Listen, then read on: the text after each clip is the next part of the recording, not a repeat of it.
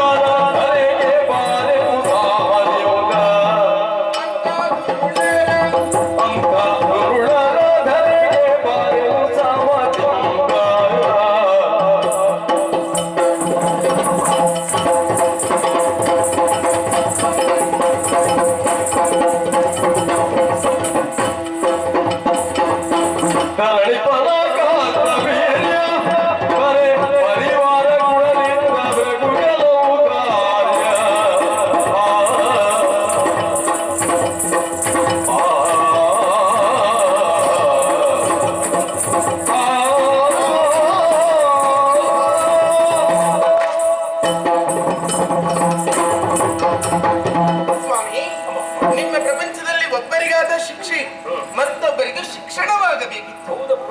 ಆದರೆ ಒಂದು ಘಟನೆ ನಡೆದ ಮೇಲೆ ಮತ್ತೊಮ್ಮೆ ಯಥಾ ಘಟನೆಯನ್ನು ಅನುಸರಿಸಿಕೊಂಡು ಹೋದವರು ಇದ್ದಾರೆ ಸ್ವಾಮಿ. ಈ ಹಿಂದಕ್ಕಾದರೂ ವಸಿಷ್ಠರ ಆಶ್ರಮದಲ್ಲಿ ನಾನಿರುವಂತಹ ವೇಳೆಗೆ ಕೌಶಿಕನು ಅವರ ಬಳಿಗೆ ಬಂದು ದೇವದೇನು ಆಗಿರುವ ನಂದಿನಿಯಾದ ನನ್ನನ್ನು ಸೆಳೆಯುವುದಕ್ಕೆ ಮುಂದಾದ. ಅದರಿಂದ ನಡೆದಂತಹ ಘನವಾದ ಘಟನೆಯನ್ನು ನೀವು ನೆನಪಿಸಿಕೊಳ್ಳಿರಿ. ಆ ವಿಚಾರವನ್ನು ಅರಿತುಕೊಂಡ ಮೇಲೂ ಅದರ ನಂತರದಲ್ಲಿ ಒಬ್ಬ ಮೆರೆಯುವುದಕ್ಕೆ ಮುಂದಾದ. ಯಾರು? ಧರಣೀಪ ಕಾರ್ತವೀರ್ಯ. ಕೃತವೀರ್ಯನ ಸುತನಾಗಿ ಹುಟ್ಟಿಕೊಂಡು ಹುಟ್ಟುವಂತಹ ಹೊತ್ತಿಗೆ ಬಾಹುಗಳನ್ನು ಕಳೆದುಕೊಂಡವ. ದತ್ತಾತ್ರೇಯರ ಅನುಗ್ರಹದಿಂದ ಇದನ್ನು ಪಡೆದುಕೊಂಡ. ಇಷ್ಟಕ್ಕೆ ಮುಗಿಯಲಿಲ್ಲ ಸ್ವಾಮಿ. ಬ್ರಾಹ್ಮಣ ವಿರೋಧಿಯಾಗಿ ಮೆರೆದಂತಹ ಹೊತ್ತಿಗೆ ಅವನಿಗೆ ಮರಣ ಎನ್ನುವ ವಿಚಾರವನ್ನು ತಿಳಿದಿದ್ದ. ಕಾಲಕ್ರಮೇಣದಲ್ಲಿ ಮೃಗಬೇಟೆಗೆಂದು ಅರಣ್ಯಕ್ಕೆ ತೆರಳಿದವನು ಸಣ್ಣ ಪರಿವಾರವನ್ನು ಕೂಡಿಕೊಂಡು. ಆದರೆ ಮೃಗಬೇಟೆಯ ನಂತರ ಪಕ್ಕದಲ್ಲೇ ಇದ್ದಂತಹ ಜಮದಗ್ನಿ ಮಹರ್ಷಿಗಳ ಆಶ್ರಮಕ್ಕೆ ಭೇಟಿಯನ್ನು ನೀಡಿದ. ಬಂದವರನ್ನು ಸತ್ಕರಿಸಬೇಕಾದದ್ದು ಮುನಿಯ ಧರ್ಮ ಎಂದು ತಿಳಿದುಕೊಂಡ ಜಮದಗ್ನಿ ಮಹರ್ಷಿಗಳು ಅಷ್ಟೂ ಸೇನೆಗೆ ಮಿತವಾದ ಹೊತ್ತಿನಲ್ಲಿ ಹಿತವಾದ ಭೋಜನವನ್ನು ಅಮಿತವಾದ ಸೇನೆಗೆ ಸಿದ್ಧಪಡಿಸಿದರು. ಸರಿ, ಭೋಜನವನ್ನು ನೀಡಿದರು. ಭೋಜನವನ್ನು ಉಂಡರೋ ಅವರಿಗೆ ಕೃತಜ್ಞರಾಗಿ ಅರಮನೆಯನ್ನು ಸೇರಬೇಕಿತ್ತು. ಅಲ್ಲಿಗೆ ಮುಗಿಯಲಿಲ್ಲ. ಅವನ ಮನದಲ್ಲಿ ಒಂದು ಪ್ರಶ್ನೆಯ ಮೂಡಿತು. ಜಿಜ್ಞಾಸೆಯ ಪ್ರಶ್ನೆ. ಇಷ್ಟು ಮಂದಿಗಳಿಗೆ ಈ ಆಶ್ರಮದಲ್ಲಿ ಈ ಹೊತ್ತಿಗೆ ಸಿದ್ಧವಾದ ಭೋಜನ ಯಾವ ರೀತಿ ಎನ್ನುವ ಹಾಗೆ ಮುನಿಗಳೆಲ್ಲೂ ಪ್ರಶ್ನಿಸಿದ. ಮುನಿಗಳು ಸಬಲೆನ್ನುವಂತಹ ದೇನುವೆಯಿಂದಿದ್ದು ಸಕಾರವಾಯಿತು ಎನ್ನುವ ಹಾಗೆ ಉತ್ತರವನ್ನು ನೀಡಿದರು. ಇದನ್ನು ಕೇಳಿದ ಮೇಲೂ ಅರಮನೆಯನ್ನು ಸೇರಬೇಕಿತ್ತು. ಆದರೆ ಇವ ಏನು ಮಾಡಿದ? ಸುಮ್ಮನಿರ್ಲಿಲ್ಲ ಸ್ವಾಮಿ. ಕೇಳಿ, ಭೋಜನವನ್ನು ಸ್ವೀಕರಿಸಿ ಕೈಯ ಪರಿಮಳವು ಮಾಸಿ ಹೋಗ್ಲಿಕ್ಕಿಲ್ಲ. ಅಷ್ಟರ ಒಳಗೆ ಇವನ ಮನದಲ್ಲಿ ಮತ್ತೊಂದು ದುರಾಂಕಾರದ ವರ್ತನೆ ಪ್ರಾರಂಭವಾಯಿತು. ಹೌದು ಸ್ವಾಮಿ. ಆ ದೇನು ಏನಿದ್ದರೂ ಅರಮನೆಯಲ್ಲಿರಬೇಕು, ಇಲ್ಲೇ ಇರಬಾರದು ಎನ್ನುವಂತಹ ಕಾರಣವನ್ನು ನೀಡುವುದರ ಮುಖೇನವಾಗಿ ದೇವದೇನುವನ್ನು ಸೆಳೆಯುವುದಕ್ಕೆ ಮುಂದಾದ. ನೋಡಿ, ಪರಿಮಳ ಮಾಸಿ ಹೋಗ್ಲಿಲ್ಲ. ಅದರ ಮುನ್ನವೇ ಉಂಡ ಮನೆಗೆ ಎರಡು ಬಗೆದಂತಹ ದುಷ್ಟರಿರುವಂತಹ ಪ್ರಪಂಚವದು ಸ್ವಾಮಿ.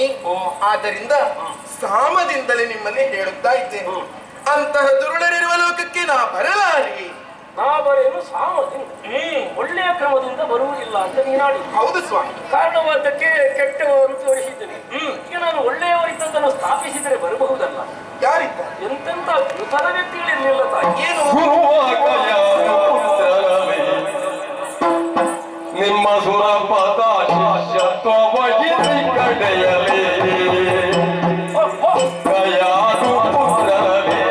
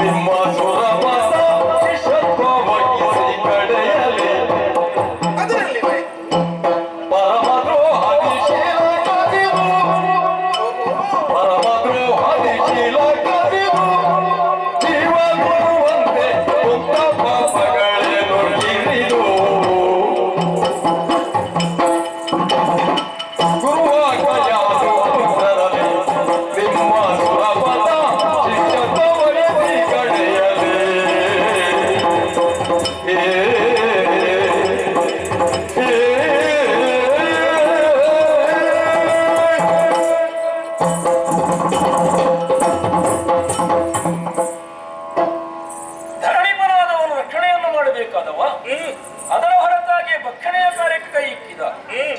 ಕಾರ್ತಿವೀರ್ಯ ಮಾಡಿದ್ದು ತಪ್ಪು ಹೌದಮ್ಮ. ಹಾಗೆಂದು ಅಪರಾಧಿ ಈಗ ಬದುಕಿತಾ ನಿಲ್ಲುವಲ್ಲ. ಅಪರಾಧಕ್ಕೆ ಶಿಕ್ಷೆಯಾಗಿ ಸರಿ. ಪದ್ಧತಿ ಏನು ಗೊತ್ತು? ಏನು? ಯಾವನೇ ಅಪರಾಧವನ್ನು ಮಾಡಿ ಸರಿಯಾದಂತಹ ಶಾಸನಾಧಿಕಾರಿ ಅಂದ್ರೆ ಶಿಕ್ಷಿತನಾದರೆ ಅವನ ಪಾಪಕರ್ಮ ದೂರ ಹಾಗೆ ಮುಕ್ತನಾದ ಅಂತ ಲೆಕ್ಕ. ಸರಿ ಎನ್ನುವಲ್ಲಿಗೆ ಅವನು ಮುಕ್ತನೂ ಆಗಿದ್ದಾನೆ. ಎಂದೋ ನಡೆದ ಒಂದು ಪ್ರಕರಣವನ್ನು ಎತ್ತಿ ಇಂದು ಬರುವುದಿಲ್ಲ ಅಂತ ಹೇಳುತ್ತೀನಿ. ಹೌದು. ಆ ಪ್ರಕರಣ ನೀನು ಯಾಕೆ ನೋಡುತ್ತೀನಿ? ಮತ್ತೆ ಯಾವ್ದನ್ನು? ಅದಕ್ಕಿಂತ ಗುರುತರವಾದಂತಹ ವ್ಯಕ್ತಿ ಅಲ್ಲಿ ಬದುಕಿದ್ದಂತಹ ಪ್ರಕರಣವನ್ನು ನೋಡಬಹುದಲ್ಲ. ಯಾರ ಕಥೆ ಸ್ವಾಮಿ? ಪರಕಯಾದು ಪುತ್ರ ಶ್ರೀಹರಿಯ ಪೂರ್ಣಾನುಗ್ರಹದ ಪ್ರಭಾವದಿಂದಲಾಗಿ ಕಯಾದಿನ ಬಸರಲ್ಲಿ ಹುಟ್ಟಿಕೊಂಡು ಪ್ರಹ್ಲಾದ ಎನ್ನುವಂತಹ ಹೆಸರಿನಿಂದ ಖ್ಯಾತನಾದ ಶೀಲಗುಣಾಢ್ಯ ಎಂದಿಸಿಕೊಂಡಿದ್ದ. ಆ ರೀತಿ ಅವನು ನಡೆಯುವಂತಹ ಒಂದು ಕಾಲಕ್ಕೆ ನಿಮ್ಮ ದೇವೇಂದ್ರ ಮೇಲುಲೋಕದಿಂದ ಕೆಳಗಿಳಿದು ಅವನ ಮನೆ ಹೊಕ್ಕಾಗಿ ಶಿಷ್ಯತ್ವವನ್ನು ಸ್ವೀಕರಿಸಿದನಂತೆ. ವಿದ್ಯಾಭ್ಯಾಸವು ಪೂರ್ಣವಾಗುವಂತಹ ಹಂತದಲ್ಲಿ ಗುರುದಕ್ಷಿಣೆಯನ್ನು ಕೊಡಬಹುದಾದ ಒಂದು ಪದ್ಧತಿ ಇದೆ. ಅಪೇಕ್ಷೆಯನ್ನು ಮುಂದಿರಿಸಿದ್ರೆ ಹರಿದಯದಿಂದ ತೃಪ್ತನಿದ್ದೇನೆ, ನಿನಗೆ ಹೇಳಬೇಕು ಅಂತ ಪ್ರಹ್ಲಾದರಾಜ ಕೇಳಿದನಂತೆ.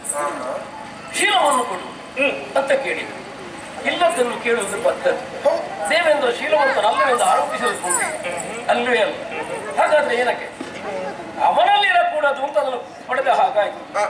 ಅವನಲ್ಲಿ ಇರಕೂಡದೆಂದು ತನಗೆ ಬೇಡವಾದನ್ನು ತಾನು ಪಡೆಯುತ್ತಾನೆ ಅನ್ನುವುದರ ಅರ್ಥ ಏನು ಗೊತ್ತಾ? ಶೀಲವನ್ನು ಅಪಹರಿಸುವುದು. ಯಾಕೆ ಅಪಹರಿಸಿದ ಅಂತ ಯೋಚನೆ ಮಾಡಿದ್ರೆ ಒಂದು ಪೂರ್ವ ಸಿದ್ಧತೆಯಿಂದಲೇ ಬಂದದ್ದಿರಬೇಕು. ಪರಿಣಾಮ ಏನಾಯ್ತು? ಶೀಲಗುಣವನ್ನಿದ್ದ ಮಾತ್ರ ಅವ ಸಜೀವ, ಅಲ್ಲವಾದ್ರೆ ಅವನು ನಿರ್ಜೀವನಾದ ಹಾಗೆ. ಅವನ ಮನೆ ಹೋಗು, ಅವನನ್ನು ಜೀವಚ್ಛವನ್ನಾಗಿಸಿ ಬಂದ. ನೀನು ಹೇಳಿದ ಪ್ರಕರಣದಲ್ಲಿ ಏನುತ್ತದ್ದು? ಅವ ಒಂದು ಶಾಪಗ್ರಸ್ತ. ಇಲ್ಲಿ ದೇವೇಂದ್ರನ ಕಿರೀಟದ ಒಂದು ಮುತ್ತು ಕೂಡ ಕೆಳಗೆ ಬೀಳಲಿಲ್ಲ. ಅಲ್ಲದೆ ಅವನು ವೇಷ ಮರೆಸಿ ಹೋದ. ಯಾಕೆ ಬ್ರಾಹ್ಮಣ ವೇಷದಲ್ಲಿ ಹೋದ? ಹಾಗಾದ್ರೆ ಈ ಒಂದು ಪೂರ್ವ ಸಿದ್ಧತೆ ಹೌದು ಅಂತ ಆಯ್ತು ಇಲ್ವೋ? ಸ್ವಾಮಿ, ನೀವಾಡಿದ ಮಾತಿನ ಪ್ರಕಾರದಂತೆ ಇದು ಪೂರ್ವ ಸಿದ್ಧತೆಯೇ ಹೌದು. ಯಾಕೆ ಪ್ರಹ್ಲಾದನಲ್ಲಿರುವಂತಹ ಶೀಲಗುಣದಿಂದಲಾಗಿ ದೇವಲೋಕದಲ್ಲಿದ್ದಂತಹ ಸಂಪತ್ತುಗಳೆಲ್ಲ ತೆರೆಗಿಳಿಯುವುದಕ್ಕೆ ಪ್ರಾರಂಭವಾಯಿತು. ದೇವಲೋಕದ ಸಂಪತ್ತುಗಳು ಏನಿದ್ದರೂ ಸ್ವರ್ಗಲೋಕದಲ್ಲೇ ಇರಬೇಕು ತಾನೆ. ಇದನ್ನು ಯೋಚಿಸಿದಂತಹ ದೇವೇಂದ್ರ ತನ್ನ ಪದವಿಗಿರುವಂತಹ ಹೊಣೆಗಾರಿಕೆಯನ್ನು ವರ್ತವಿಸಿಕೊಂಡು ಆ ರೀತಿ ವೇಷ ಮರೆಸಿ ಹೋದದ್ದು. ಮತ್ತೆ ವೇಷ ಹಾಕಿ ಹೋಗುವುದಕ್ಕೂ ಬಲವಾದ ಕಾರಣವಿದೆ. ನೇರವಾಗಿ ದೇವೇಂದ್ರ ಹೋಗಿ ದಾನವನ್ನು ಕೇಳುವುದಕ್ಕಾಗುವುದೇ? ಹಾಗಾಗುವುದಿಲ್ಲ. ಆದರೆ ಬ್ರಾಹ್ಮಣರಿಗೆ ದಾನ ಕೇಳುವಂತಹ ಹಕ್ಕಿದೆ ಅಲ್ವೇ? ದೇವತೆಗಳಿಗೆ ಬೇಡುವ ಹಕ್ಕಿಲ್ಲ, ಕೊಡುವ ಹಕ್ಕು. ಹೌದು. ಇದನ್ನು ಅರ್ಥವಿಸಿಕೊಂಡಂತಹ ದೇವೇಂದ್ರ ಆ ರೀತಿ ಬ್ರಾಹ್ಮಣ ವೇಷಧಾರಿ ಹೋಗಿ ಶೀಲವನ್ನು ಪಡೆದು ಬಂದ. ಅದಕ್ಕೆ ಹೆಸರು ಬಂದದ್ದು. ಹೇಗೆ? ಪ್ರಹ್ಲಾದ ಶೀಲಾಪಹಾರಕ. ಪರೋಕ್ಷ ವೇಷದ ಮೂಲಕವಾಗಿ ಹೋದ್ದರಿಂದಲೇ ಹೆಸರು ಬಂತವನಿಗೆ. ಹೇಗೆ? ನೇರ ಹೋದದಿದ್ರೆ ಹಾಗೆಲ್ಲ ಆಗುತ್ತಿರ್ಲಿಲ್ಲ. ಈಗ ಆಯ್ತಪ್ಪ, ಅವನಲ್ಲಿ ಶೀಲ ಹೆಚ್ಚುಂಟು ಅಂದ್ರೆ ಅವನಿಂದ ಹೆಚ್ಚಿನ ಶೀಲ ಇವ ಸಂಪಾದನೆ ಮಾಡುವುದನ್ನು, ಈಗ ಅವನಲ್ಲಿದ್ದದನ್ನು ಕಸಿದುಕೊಳ್ಳುವುದು. ಅದು ಹಾಗಾಗುವುದಿಲ್ಲ. ಯಾಕೆ? ವಿಚಾರ ಇರುವುದು ಹೇಗೆ? ಹೇಗೆ? ದೇವಲೋಕದ ಸಂಪತ್ತುಗಳು ದೇವಲೋಕದಲ್ಲಿ ಇರಬೇಕು. ಅವನ ಶೀಲ ಹೇಳಿದ್ದು ಅಂತ ನೀನು ಆಡಿದ್ದೀಯ. ಮತ್ತೊಂದು ವಿಚಾರವನ್ನು ಹೇಳಬಹುದು. ಹೇಗೆ? ಈಗ ಪ್ರಹ್ಲಾದ ಒಬ್ಬ ಅದರಿಂದ ಸಂತೋಷದಿಂದ ಇರುವುದಾದ್ರೆ ಅದನ್ನು ಬಿಡಬಹುದಿತ್ತು. ಆದರೆ ಅದು ದುರುಪಯೋಗಗೊಳ್ಳುವುದ ಕಾರಣದಿಂದಲಾಗಿ ದೇವೇಂದ್ರ ಅಲ್ಲಿ ಹೋಗಬೇಕಾಯಿತು. ಪ್ರಹ್ಲಾದ ಒಬ್ಬ ಒಳ್ಳೆಯವನಿದ್ರೆ ಸಾಕಾಗುವುದಿಲ್ಲ, ಅವನ ಜೊತೆಯಲ್ಲಿರುವಂತಹ 100 ಮಂದಿಗಳು ಕೆಟ್ಟವರಿರುವ ಕಾರಣ ಆ ರೀತಿ ಮಾಡಿದ್ದು. ಮತ್ತೆ ದೇವೇಂದ್ರ ಯಾವುದನ್ನು ಯೋಚಿಸದೆ ಮಾಡಿದ್ದಲ್ಲ ಸ್ವಾಮಿ. ಹಾಗಾದ್ರೆ ಯೋಚಿಸಿ ಮಾಡಿದ್ದು ಅನ್ನುವುದನ್ನು ಒಪ್ಪಿಕೊಳ್ಳೋಣ. ಹೌದು. ನನಗೆ ಈಗಲೂ ಬರುವುದಕ್ಕೆ ದಾರಿ ಉಂಟು. ಯಾವುದು? ದೇವೇಂದ್ರನಿಗೆ ದಾನ ಕೊಟ್ಟಂತಹ ಗುರುತರವಾದಂತಹ ವ್ಯಕ್ತಿ ಪ್ರಹ್ಲಾದ ಬದುಕಿದ ನಾಡು ಎನ್ನುವುದಕ್ಕಾಗಿ ಬಾ.